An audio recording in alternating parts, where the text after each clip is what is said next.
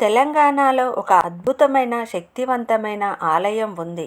స్వామివారికి 41 రోజులు దీక్ష చేస్తే కోరికలు నెరవేరుతాయని భక్తుల నమ్మకం. అదే కొండగట్టు అంజన్న ఆలయం. దీని గురించి ఇప్పుడు మనం తెలుసుకుందాం.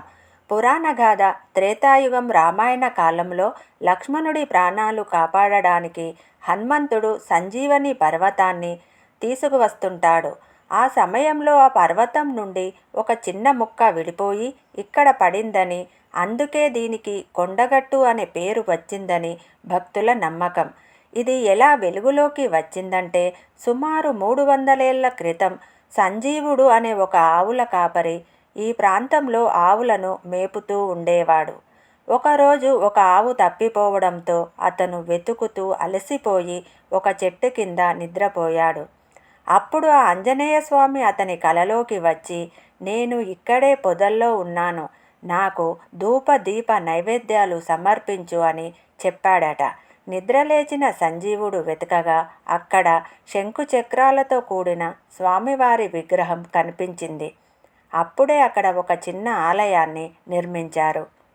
సాధారణంగా హనుమంతుడు ఒక చేతిలో గద, మరో చేతిలో సంజీవని పర్వతంతో ఉంటారు. కానీ కొండగట్టులో మాత్రం శంకుచక్రం గద ధరించి ఉంటారు. అలాగే స్వామివారి ముఖం నారసింహ అంటే సింహ రూపంలో కనిపిస్తుంది. అందుకే ఇక్కడ స్వామిని అత్యంత శక్తివంతుడిగా కొలుస్తారు.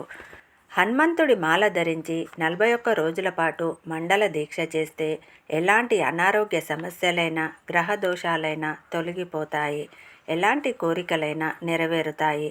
స్వామివారికి 11 రోజులు, 21 రోజులు, 41 రోజులు దీక్ష చేసి ఇరుముడి కట్టుకొని కొండగట్టు అంజన్న ఆలయానికి వెళ్తారు.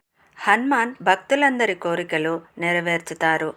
ఇదే మహిమగల కొండగట్టు అంజన్న క్షేత్రం. జై హనుమాన్, జై శ్రీరామ్.